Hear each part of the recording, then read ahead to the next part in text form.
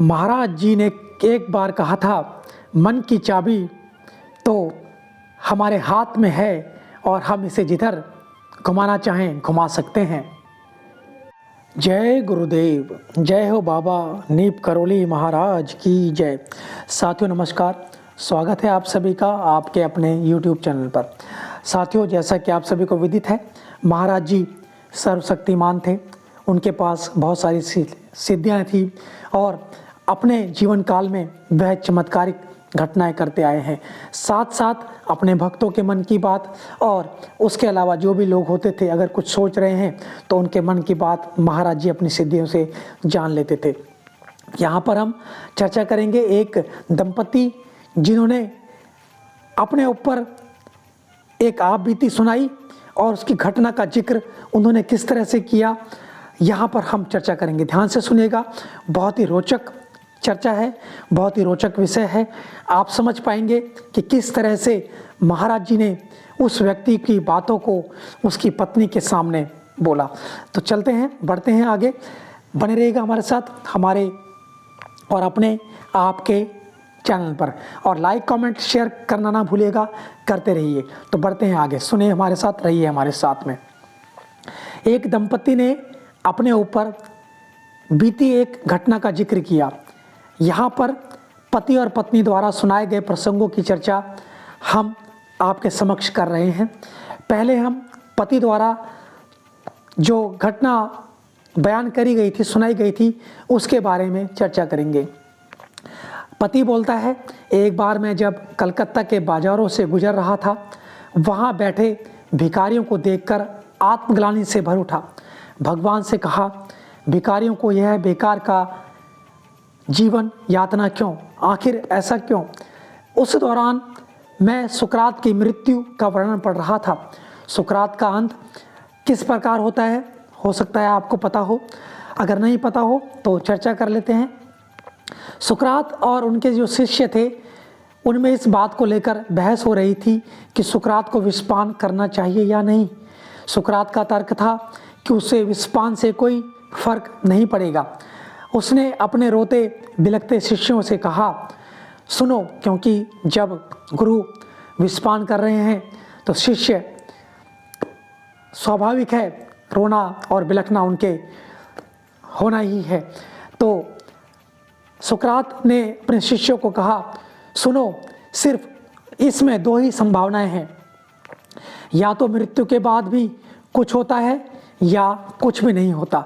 यदि मृत्यु के बाद भी कुछ भी नहीं होता तो तुम लोग ईश्वर को धन्यवाद दो कि मैं एक सुखमय नींद सोने जा रहा हूँ, और यदि मृत्यु के बाद भी कुछ है तो मेरे पास फिर से एक अच्छी बातचीत करने का मौका तो है। तो इस तरह से सुकरात ने अपने शिष्यों से कहा। इसके बाद शिष्यों ने उस विष को सुकरात को दिया, जिसे पीकर सुकरात की मृत्यु हो गई थी। ये वर्णन आपको पता ही होगा।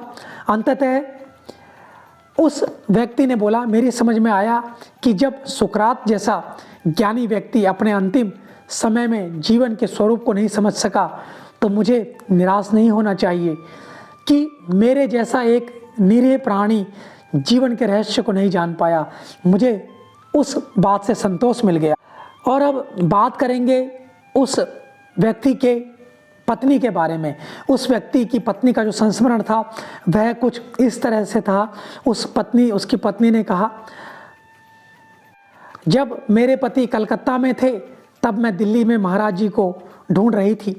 आखिरकार महाराज जी को ढूंढते ढूंढते महाराज जी मुझे मिले और वह नई दिल्ली में वर्मन जी के यहाँ ठहरे हुए थे। यह उनका अंतिम दर्शन था, यानी कि उस स्त्री ने, उस व्यक्ति की पत्नी ने उनको अंतिम बार देखा। महाराज जी उसी दिन दिल्ली आए थे, शाम का समय था।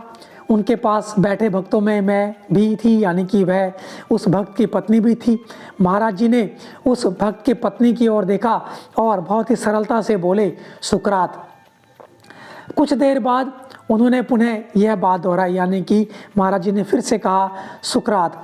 मैंने अन्य भक्तों से महाराज जी से इस कथन का अभिप्राय जानने की कोशिश की, यानी कि जो उस भक्त की पत्नी थी उससे जानने की कोशिश थी, लेकिन किसी को भी कोई संतोषजनक उत्तर उसको नहीं दे पाया।